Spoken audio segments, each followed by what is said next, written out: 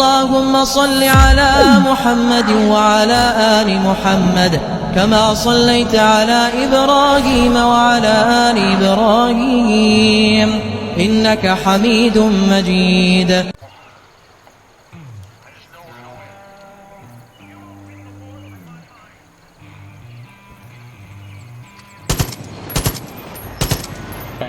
سڵاو ڕانی خۆشەویست لە ڤیدیۆیەکی در و پارتێکی دراتینەوەلادا هیوام باشی هەمووتانە. ئەم جارەش هەر لە فارکرای 5 ئەمە پارتی سێمە پێم وابێت لەگەڵ کاکە چاکۆی برا گەورە.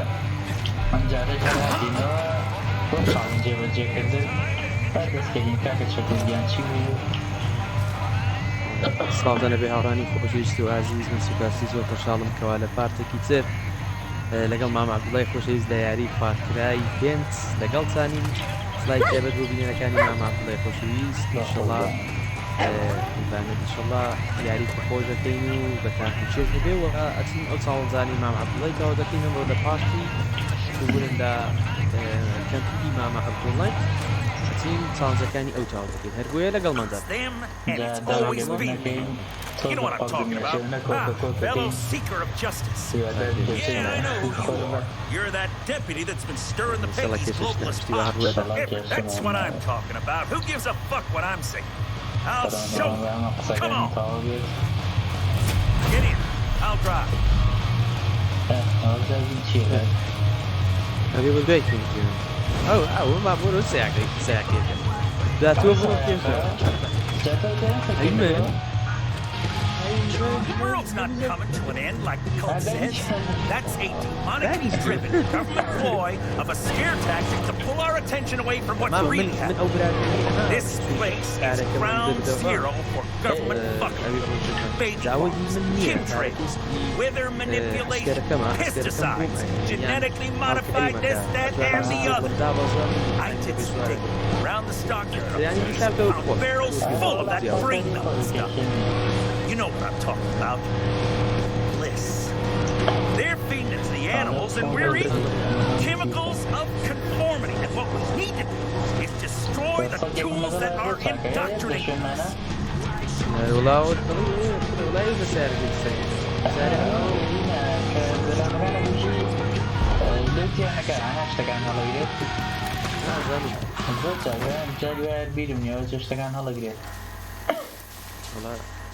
Exactly.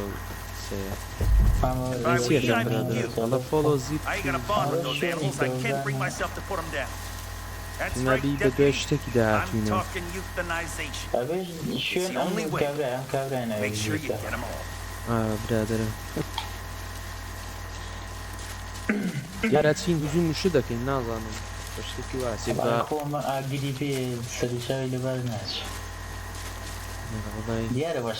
There they are, Tim. It's for the best. بيعاودنا فريق الجيم. أو خوشة. بس كيكي. أمان بس. زين. إيه كم أبو معنا كان.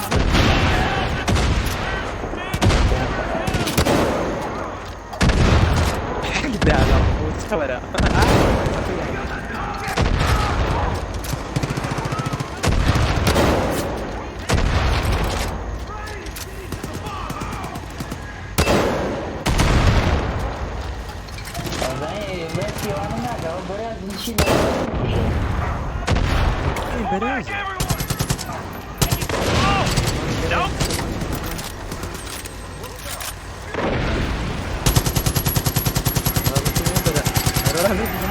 You gotta put down the rep. وش زود نامر ماما يا ورن Oh, sweet Daisy, you are one of a kind. Pull it out. سلاحي وينه شي وينه؟ سلاحي وينه بسيطة ورايكك ورا بسرعة بقى قناصي قربانة أبم والله كفر سيب كفريك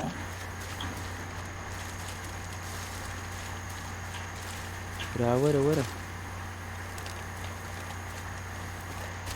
ئەو چێ خەڵکی تێماوە ئەم ناوە نایبینەوە له هو انا او غالي ده I'm not dying here.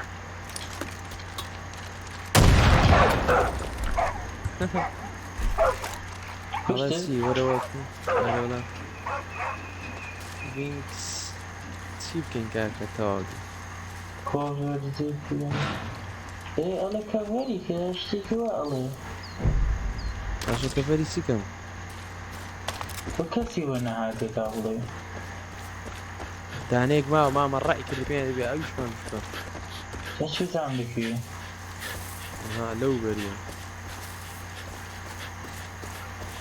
غالي ده شما بیدۆزمەوە والله ليم داخل هذه هذا من تاوب دي بزانکەین گەڕێن تۆزە بۆ خەڵکی شتێنەوە بەشمامە قاسانە بکلی لەکرێنەوە لو كابزان بيه من لاما قصيدة ئەو دانەیە کە بزانەی چی تێیە من كليل ملا ئەیکاتە زعم بارا رأته جوين زيب ضاو دويكو جوين $5 كده وزيب زيب كاك زيب ناصي وشي اوه ابي برقريب كين Here they come. Wait. What? No. No. ئەوێت بینە ماناشدا ماناوینی لەژێبەتەوە هاو هات Ryan? Davey? Gina? Ryan? Davey? Gina?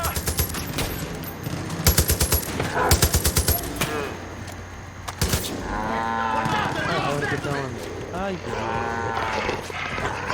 سەڵگەکەم دانەی کڕانە احتي كده ابي كسيريزني تەولا شوهاده عاد بتقوم مع مزيق والله يريم تفنيش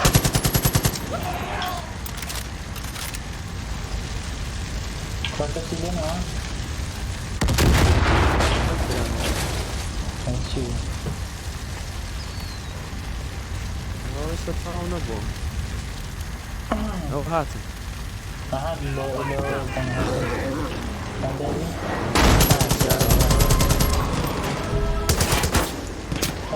بغڕێ I'm gonna booby this place. Every incident will be met with the fire of God. Any demons come back here, they'll be blown sky high. مش لاعبين مباشرة چۆنە سەردی تێتێنەوە This hits me right in the feels part.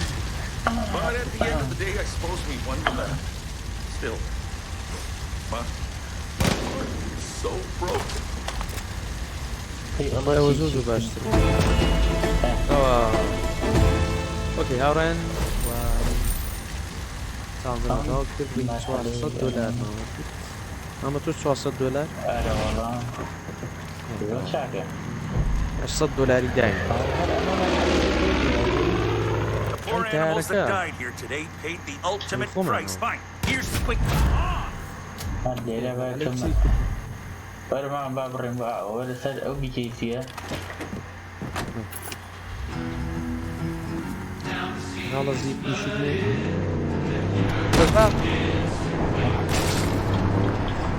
من الذي يسوي هاي العالم الثاني سراتي لنا هاي يستمع زي شاري بعد صحابي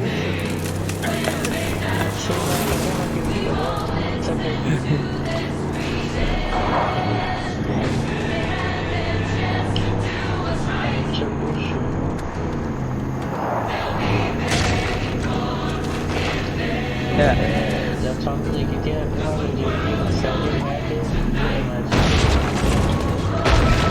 حق أول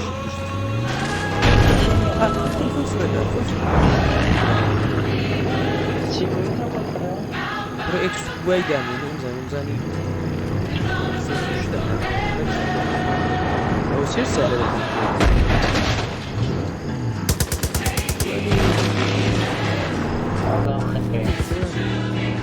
هذا هو ولا سهل كتير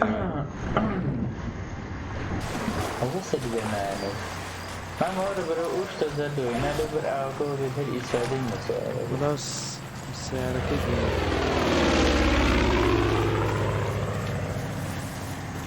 سیارەکە تۆ ڕۆشتی دە حەزەکە بۆ سیارەکە وەرەقەی چێوە هات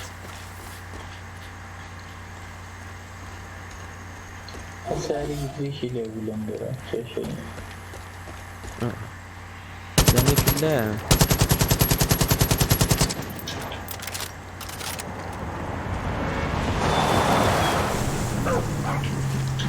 دەزانە چێتە دووە أنا ناكل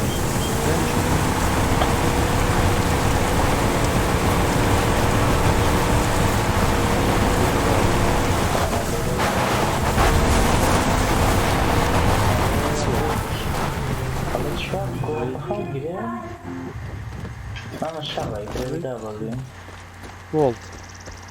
گۆڵد پێی پارەیە پارە زەردەکەی ئاڵتوون پێواڵێ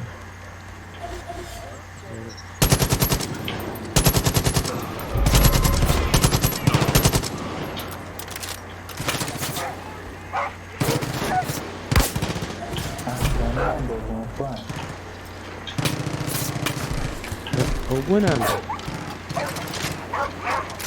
ئیبرانە ڕوو زۆر نابێت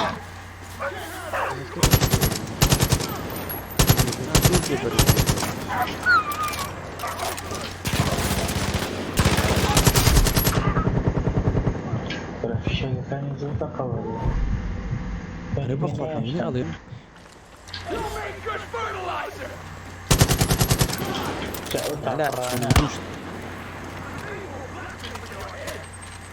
سنایپەری گیاویە بە زۆر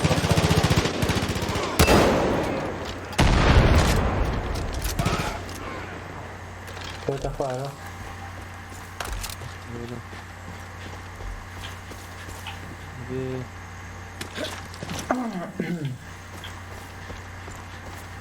ئەبێ ئەو گۆڵدانە هەڵبنین گۆڵدە چییە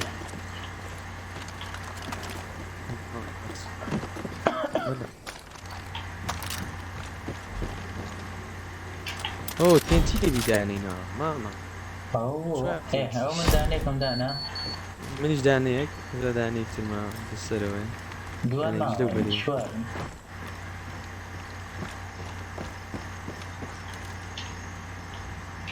ئەوەش دانەیەک بەسەرەوەی مامە لای تۆ ئەدامەوان هەردووگیان لەسەر پێ ئەبێ ڕاکینج ئەسا معلوم ئەبێ کاتێ شتێک هەڵداتەوەی ناخۆ زێنێ رسی لە چوار ئەو ئەی کاوکردنەوە ڕاک Carrying a bunch of demons just drove right by me. أنا They're غرو. heading your way. لا Don't والله let أودي them disarm the بيجي. charges. شو They're on a relay, so all of them gotta be armed to work. لا هجوم ده والله أبي نروح يعني والله هات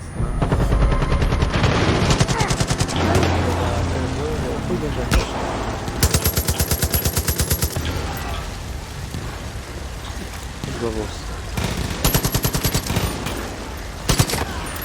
They're down there.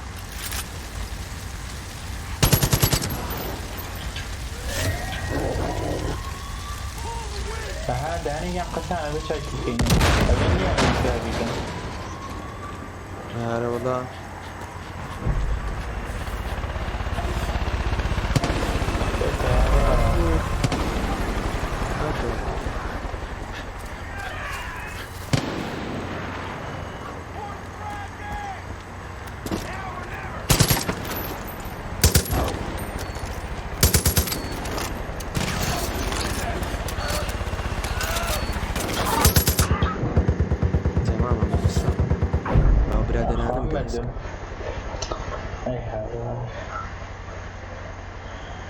ماما ما بدو والله هليكوبتر نزل يزعزف في شكل بيجيشم بينما هو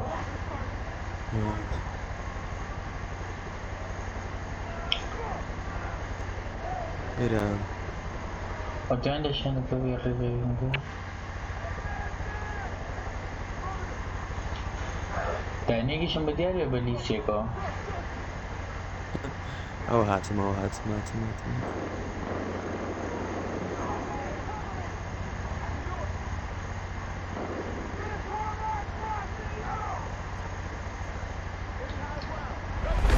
قربانك أصلا من داون هذا والله من داون واي رونالدو لنك ياك عليهم اصلا من داون والله ما عاد مردين والله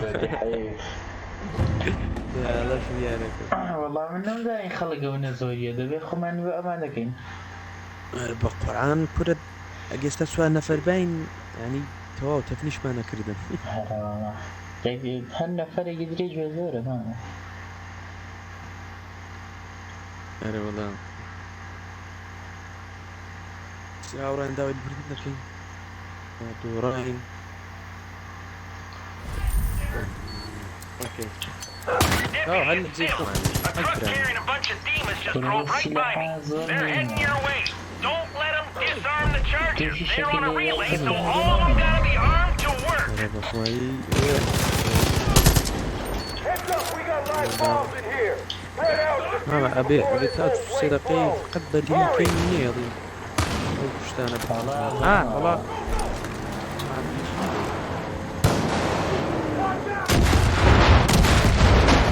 لا ما في مناوين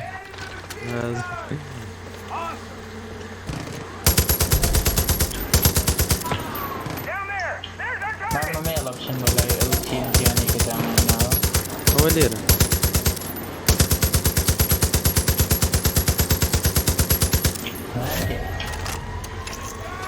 ما مداني أسرع في السرب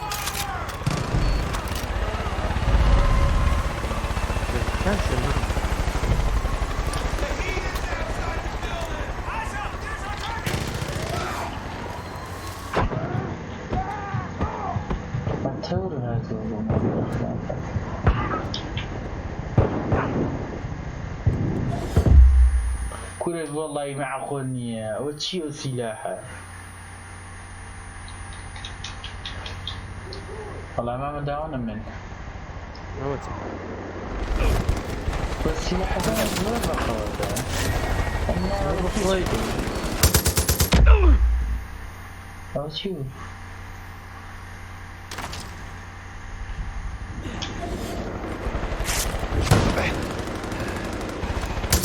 أي خويلة ترى خويلة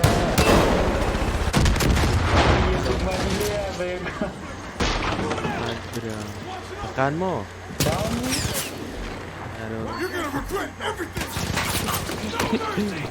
أنا سوينا تاولا أول زوري نامري راسك كشمان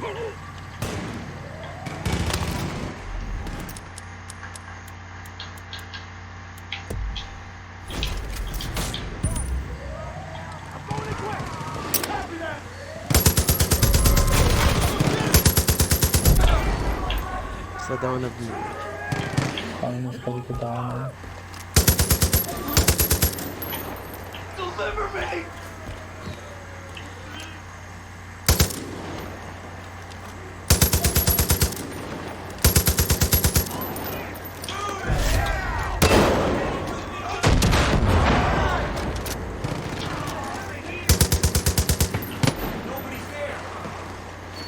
هلا راسي مهدي بقرة ممكن جمع قربان كريت نعم والله يداونا كريت زداني كان في تي سلاحتي زربق ولنا هذا متابرة شي زربق وديك سلي تيداون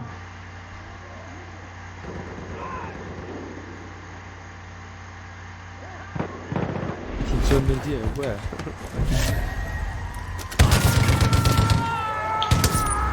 اي والله كاكا وانا جودي بقول ما كنت والله اما وداني بيشود بجا فرصة ها فا هذا والله والله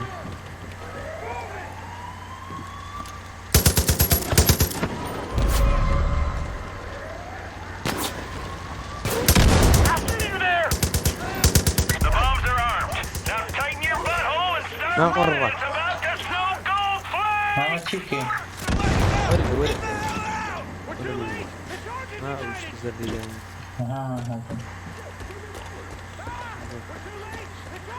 I think you're in the clear. Now tighten your butthole and bear witness to the sights and sounds of true, unadulterated justice.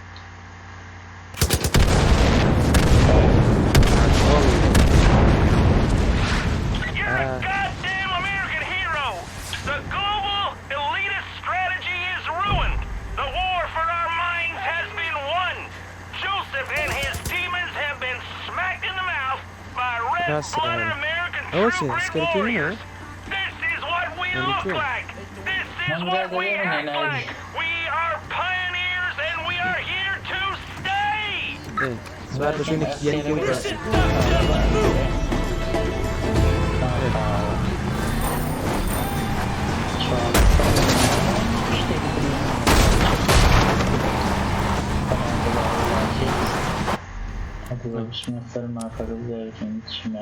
والتالكني كان الروم أورا أنا قوتي على ما توجه بيت هواو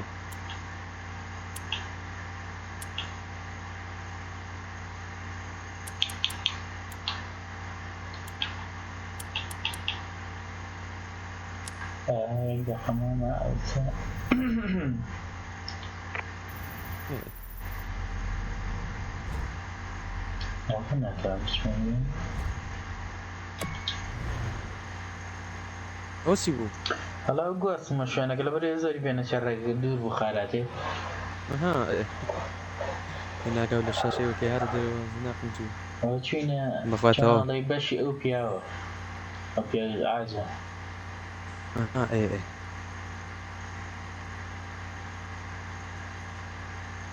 هو السلوكي هم تيمك يعني السلوكي هم سكركا لا في واحد.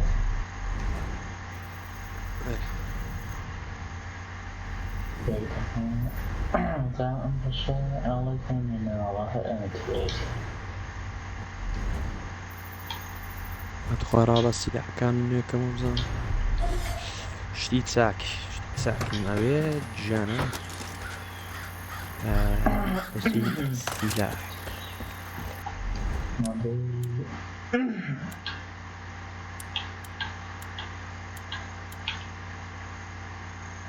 أوه تك ألمانيكا هلا رازا تجزي نسيت كمان شكر في شيء بدو الزارع يمكن تسلو أوت طلع من أول كريو في هنا في تشيلو حلقة هنا لا بيسي بقوة بين Hell yeah, crank the tunes. Not that Peggy shit though. سنايبريش سنايبر يخونو You better watch your back. Watch me, I'm moving. We'll have to get everyone's names. Let their family know they're okay. Spotted Peggy's moving against Elliot's place. Let's move before we're too late. شايفين برا ما يبقى خرابة كاركتر كم جيرن Get my shuffle on over here. ايه بروين Nothing like a joyride. لا بالزحمة أول أخبار هون Fine. You think you're a hot... Fine. Never wore a seatbelt before. Not about to start now. حراني قبل ما I was like a half ghost just now.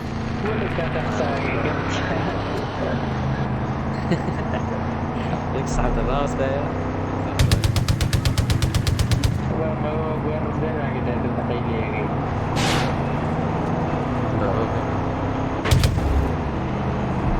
ايه ملت والله ينتقم لي القرآن انتقم لي يونيتد شو لا يدعم The sinner's down there. He's cute again. Oh, thank God! They've got me pinned up here! Please! Hello Moving over there. Go watch your ass in. Go Gurgen Cover me, yo! I'm dealing with bullets! طيب شارك ما متوجه دالدري هو ما كان أبو سلمان ولا خوار ولا والله وين استدل صاير This forest is a death trap. Shit, I didn't think I was gonna make it. Okay. Help me figure out what the What's culture here? of these wolves. Trap a live Day. judge at the youth camp west of مربو here. وش يعني هذيك زي كنديره مكان روين يكسب ما باز Guess I dropped out of school before I got to with shit like that. ولا سكر Nothing like a joyride. سيركا ودو برادر خويا مالي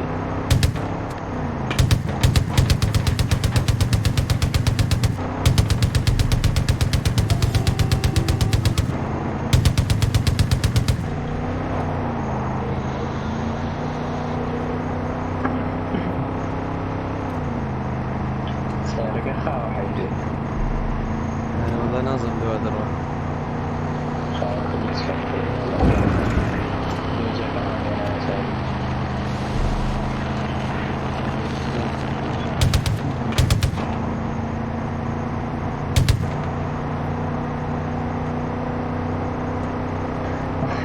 سنارة لك جايني يا لاري كنت تقول عرب اخوي يا بيجي بينا يادي لك ماما عبد الله يزور خليك يسنور انا لك داعي عندك برادر انا مش كداوان Well, I'm just saying, I'm glad I carried an extra pair of underwear in my pocket. Semi-clean, thank you very نحن much. Talking to يكتبين each عندك other. زاد جوين نبي وزاد نابي نعطيك في شكل يعني زور رقم تاخذ كيوتا الزوز فيه ويداك من Who البطل ordered an ass بس kick for a هرجوين side of نابي curly fries? زايد Well, I زو just ما showed up when نيش you did. زي My نيش whole team was روح taking a سمام turn out for these monsters to turn on. It was just luck that I wasn't taken too.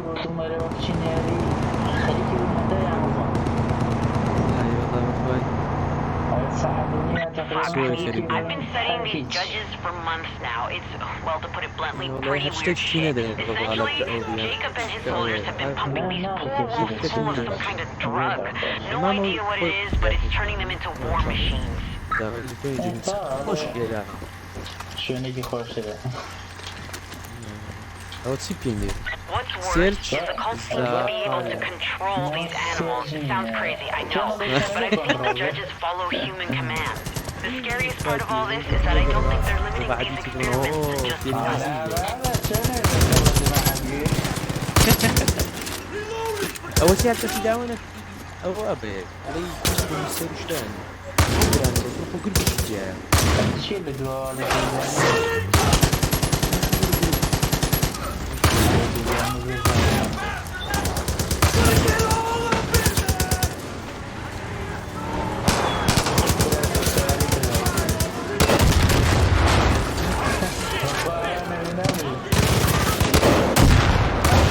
فين شغل منين والله اوكي انا شاكا يعني ده انا كذا زفيف فدعني لو ما الله يا هذا ولاده They got us split-headed. اول شيء الله كيف تزاني تفنيش Okay, coast is clear. واو Give me a sec, I'm almost there. فرصة اشتغل هذا ولا إيرا اول شيء الله ورا ولا دكتورة يتاكدوا سعوا هاتوا ولا يعطاك تشيو Coming down the zip line. God, this place gives me the creeps. مثلا فعل ذاتي ابوي مخنوقي وناوي او الراكة او الشيء اذا انا قلت السمرة Okay, الشيء open the gate so we can get started. Your friend there has an itchy Okay. trigger finger. تعال You may انا want to do اشتمع this كده solo. خمي كم جاي تنبويا نيكي جو ديواري كده بدي كده هاتشي ميرسي Now the fun part. Lure one inside. Not seeing any judges from up here. We need to lure them in. اهلا I've got an idea. Oh, let's The see. dinner bell. grab one of the trainers and dump the body into the feeding سكيتو trough. It's Pavlovian. When that bell rings, trust me, What is it? they'll come running. Just like my old man used to say. You don't get caught, it ain't illegal. أنا أبو على بقرة أبي خمناوي زلمة ناويني وشام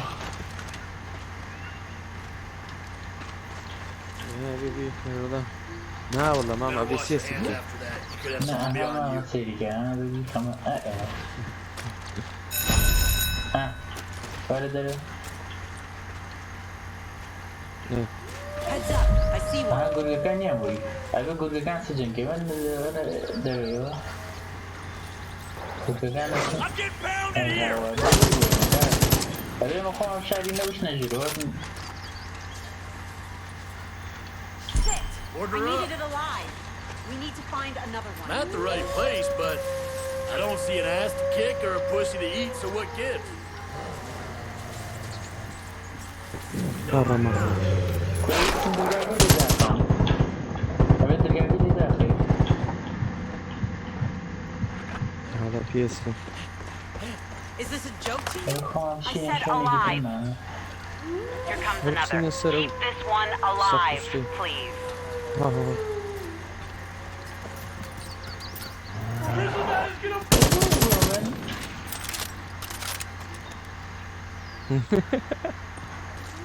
You're braver than most people, I'll give you that. ولا إيرا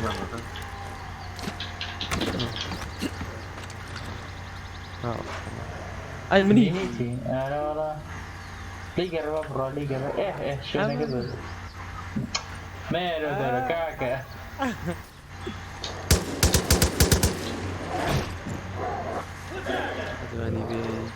نادواني بي أو والله خلما قفل لي مثل مدوك وبين أنا قبلي وانيا بقول واحد بيردا دلوقتي بيودا باجا هو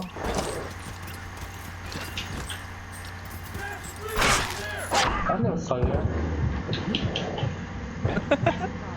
أو You got him. All right, I'm coming down for a closer look. I know wasn't what sure I you were did? gonna pull it off, but you did it. ماما زاد السيري فيديو فلتر قلت كده يكسر بليمبو يرزم في ده I'm gonna figure you out. Can't thank Let's you go. enough. With this guy here, I've got everything. Thanks again. Here's something I came up with that'll help you hunt these monsters down. واو ايش ما انت اوكي أنا كنت شعبان ما عندي مزيكا والله أول شيء ماما. يا من يعني او فيديو كاوستين زور روي والله تبي وصلنا منه يا أخي وخام توزع دريس ايه هذا تو داي باش هاوراني خۆشەویستی وادارم کام چێستانە ڤیدیۆکە بینی بێ ئەگەر ئەڕستنە پێشنیارێکتان وتگا لە کۆمنت بۆمان بنووسن داوای لەبوون دەکەن ئەگەر زۆر ئەم جارە بەسا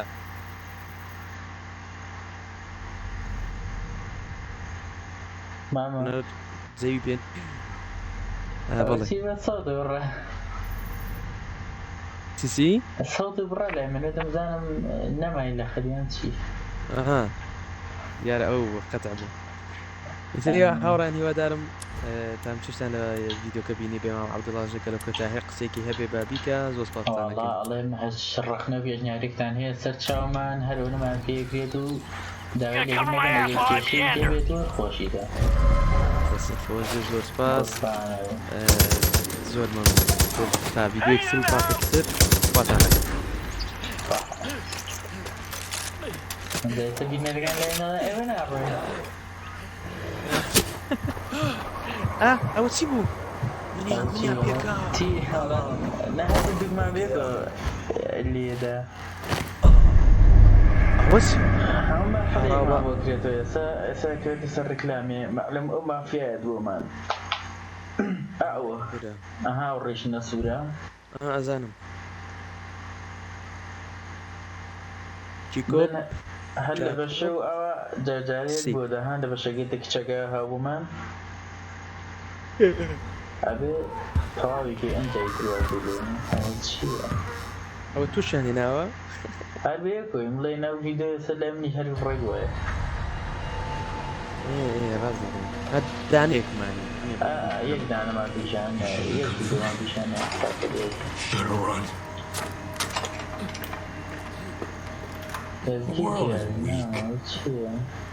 ئەوە چییە من ئێرم بینیوە We have forgotten what Oh, it we is knew, to be Mama. strong. لەوانەیە لە بەشەکەی خۆتا بینوێتە ئەم بەشەکەی You know, our heroes used to بەڵێ be لە بەشێکی خۆمەم gods, تاڵ کرد لا ڕاهەیە and now our heroes are godless, weak, ئەمەوەی کردووە لەو گورگانە diseased.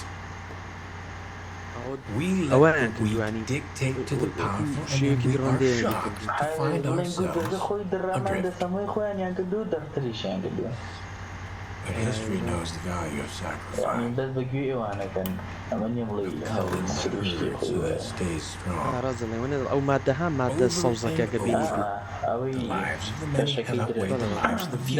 This is how we survive. یانەتە ئەوان It's forgotten. And ئەی now بەخەزم بەخۆ ئەو وێنێت بینی ئەو وێنێ لە گۆگلێدا Bill بینیم has come to help. Now دەمەگە سێسم وەکرد داهات the collapse is upon us. And this time the lives of the few outweigh the lives of the many.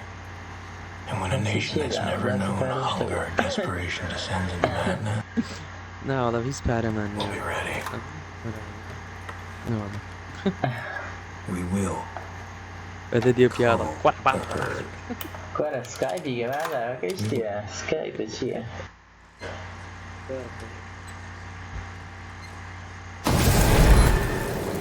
جامامە ئەبێ نەفەران بژی ئەمە بەستی ئەو تا چەند نەفەر بژین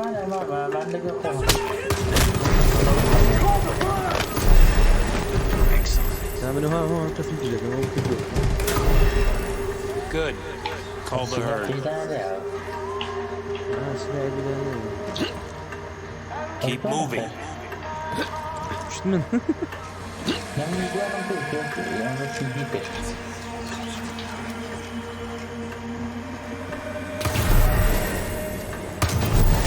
هيك أديرهم عشان برادرەکان خۆمان نییە وين برادر كان يفهمن فرمان بيرو وای دێکردی وكو هاري كبير ها أوجد ما نتجاه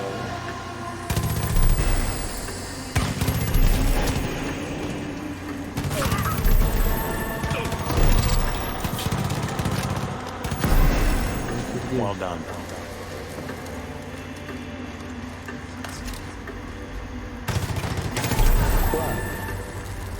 ولو تلسل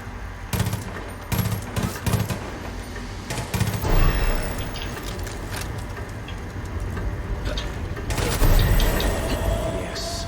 Sacrifice the weak. هكذا Keep going. Eli, I see. Move in. طاب زارێکین چی بێم جار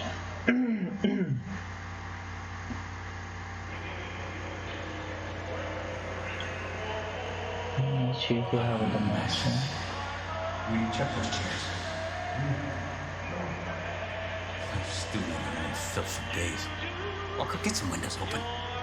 Yes, sir. Someone shut that music چی off. بێ Christ, it's Sully. گفتی کرد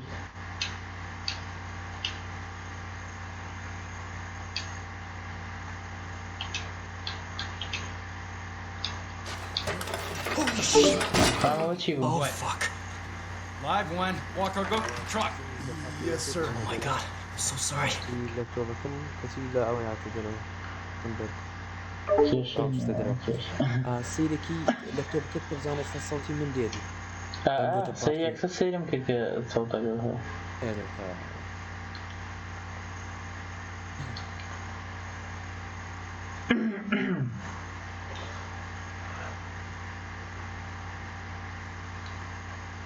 مامە ئەو ئەساسی نەکەیت ئەساسی ناسەوە چی باور كم من يجوا بتوار تصاورين يعني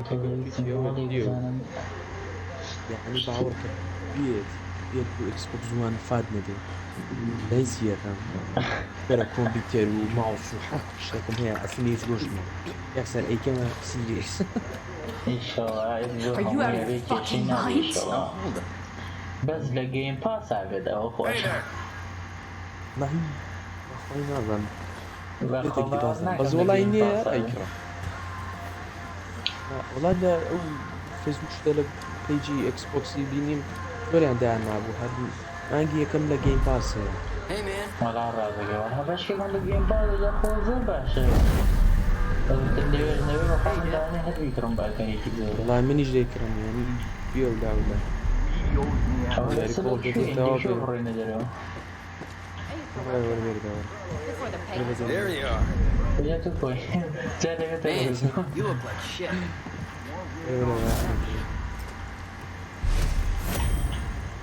ايش ها؟ زين كنت كيف تلوم لا نعبد ماما ولا والله ما بيقدر تشوف الرفض لو انا الا ام الحلب فينا جاب شي Look who's ندرو back from the Your dead. cowboy up real quick. كان ازواج عليه Look who it is. ايش داني جانا دير خنجاني ما كاميرا انا هذا ما فقد الخاص غير على شوي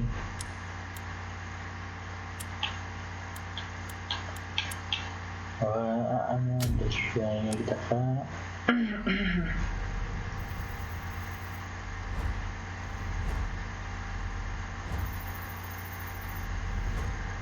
أما حفظ الشر هي شو؟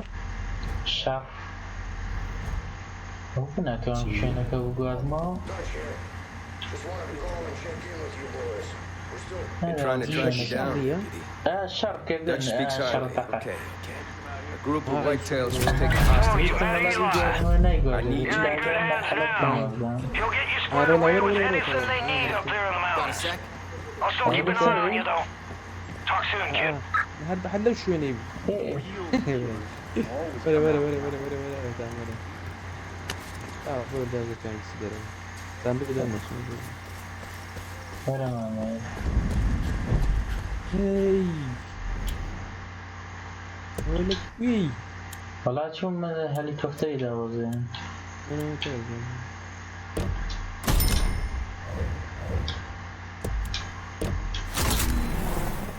بلا ما تمام يبقى شكي تاطري ناسيو Rolling out. سكر Never wore a seatbelt before. Not about to start now.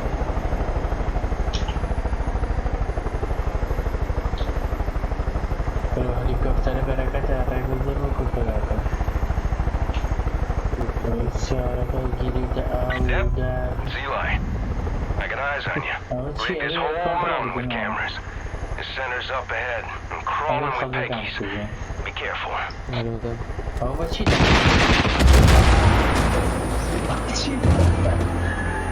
رام شوف Like I said ده انت before, if they spot you, they'll kill our people. هو So شي keep هو out of شي sight. ما نقدر بشر There's a drain pipe nearby you can use to sneak up on them. دس كبشر ما بيجي أسيمه Ah, shit. They know you're there.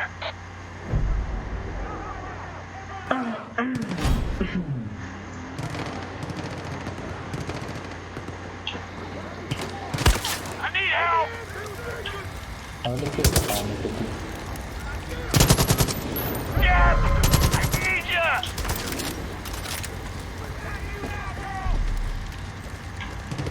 قادر Bleeding out here, Deb. عارف طيب فارغ ولا Popo. I'm dying. Better start saying you're. Oh my God! I'm not surprised. They got me in my money makers. Giant targets. We got two whitetails in Hawkeye Tunnel. تعال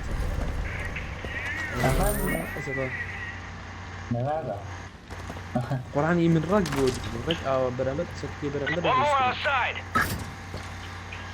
Have you seen all the wolves den? عليه Pretty amazing, ain't it? الأشوار أما هنا هذا سياني تريتي خلق جواز زنداني كتاب أزاد يعني داني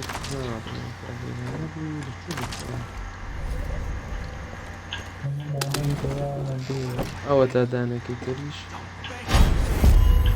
وداني أيوة Dep, they took 2 of our people up to Devil's Drop. Jacob's on the warpath trying to find a wolf's den. If the Peggies find us, we don't stand a chance. But if our guys don't give up the location, they'll be tossed off that cliff. All last, Dep. Devil's Drop's to the south of you.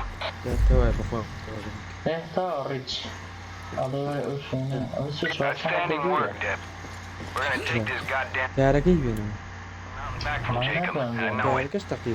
Picking up a lot of angry chatter from the cult. They're calling in chopper convoys to patrol for whitetails. Keep your head on a swivel and eye to the sky.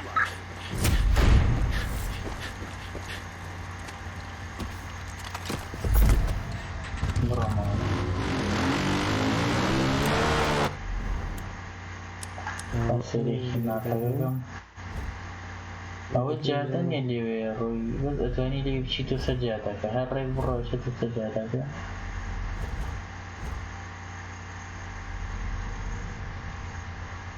بەلای ڕاستە بڕۆم ئەمە ئێستا بۆ دیاریەکە دیاری We've lost a couple of patrols the last few days. Walker, you remember him? Guy with the stutter? Well, he's MIA now. Just watch your back out there. We can't afford to lose you, too.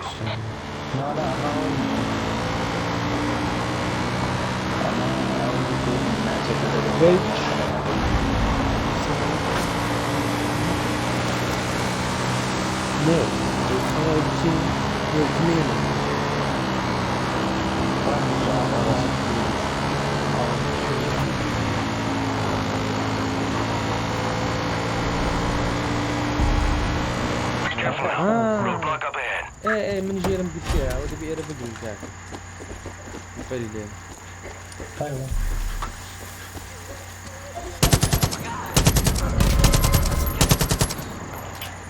تمام اي هواد وجاما هوبا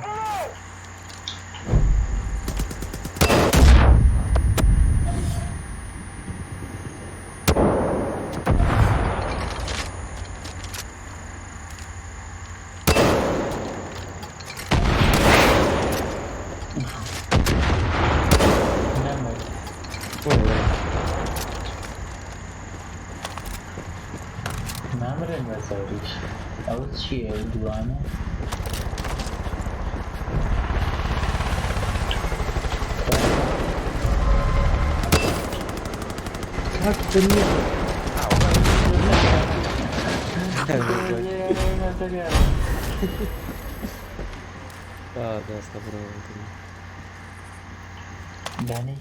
Pretty crazy setup they have at the I owe you more than you can imagine. We lost some good people today, but you did the best you could. Helping us take care of our own is going to have a big impact on morale. Maybe even get some more folks to join up too. Shit, I knew Tammy was wrong about you. Congratulations. You're one of us now. If you got time, I got more work. Come see me in the wolf's den when you're ready.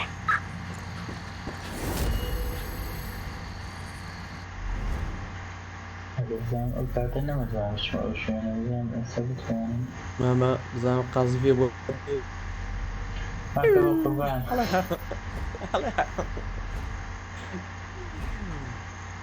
زهره قددا او زهره تلو او چی نام يلا برم که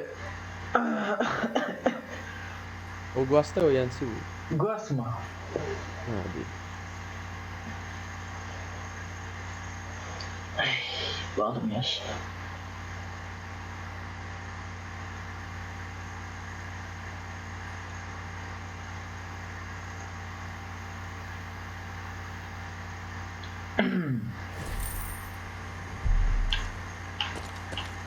Overback سعرك ده وكان جرب في الأول.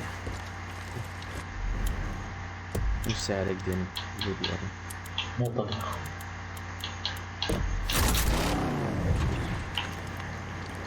كم سعرك الأول؟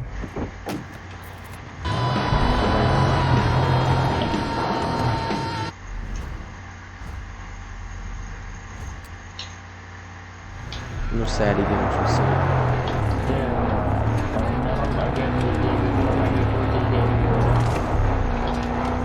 یاری کردو؟ یاری کردو نازم با جای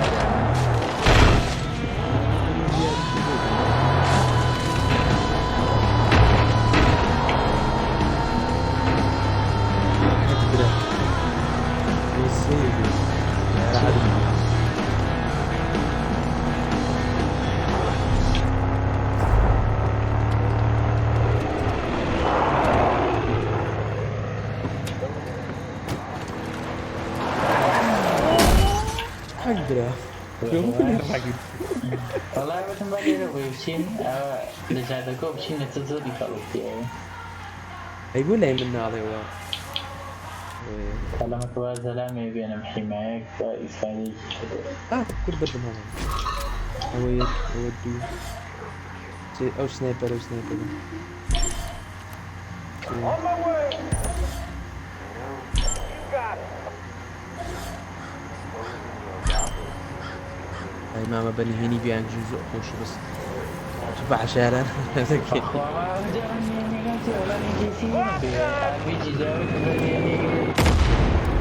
Oh yeah, that one did it.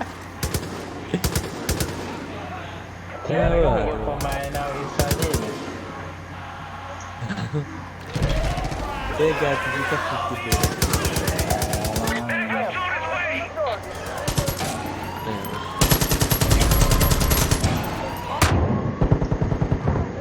تعاطفنا بلا ما تعاطف زوجين اللي Breakfast time.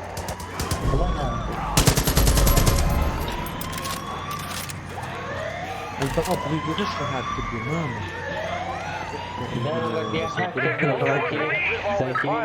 More violent. It's sad, but I'm seeing the target. أول شيء بدي يعني هنا Watch these babies. بيجيهم متصور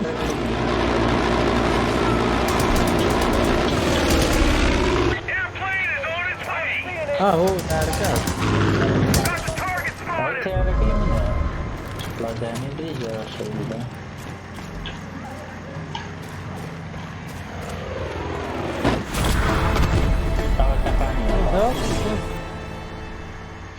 تعرف معه تاريخ منطقانيو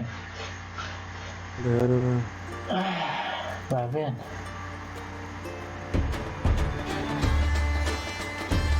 موسيقى خوشة كده يجيكم هاي بطل أنا والله ميجينا والله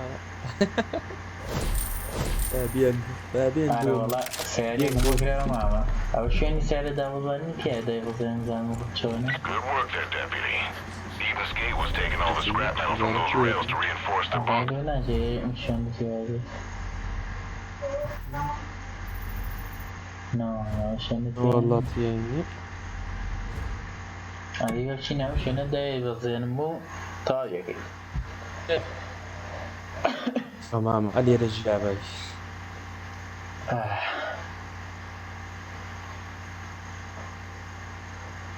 بعدين هو شاعرة وين هات يا بابين ولن دورن Jim can shoot good.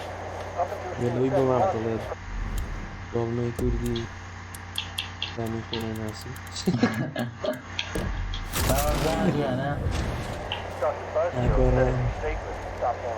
أنا هلا والله يشتي جوانا بوحي جميلة أنا والله جواني كم؟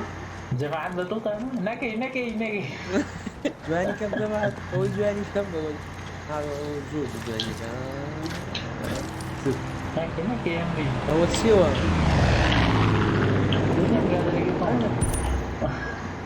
ما مستعد قلنا ببزان مستعد أنا مستعد كتير طيب شكرا أمرأة خوش دیوادارم ویدیو کتاب بدل بیتو هیچ رخنه دانیه ولی مگر رخنه دانیه زد شاوان رخنه فیلمی ارگان دارم نیسن لایک و سابسکرایب لبید مکن ویدیۆکەمان تا ئێرە بوو خۆ درێژیش بوو بە دیوە دەرم بەدڵدار بێن مامە چەکۆگیان دەستی خۆش بێت دەستخۆشی زۆر سپاس زۆر مەمنون هیوادارم ویدیۆکەیان بەدڵ ببێت لەکەم کوتیمان ببوورن داوای لێبوردن ئیشەڵڵا بەدڵیانە تا پارتێکی تر ویدیۆیەکی تر خواتانە پاسەند پاس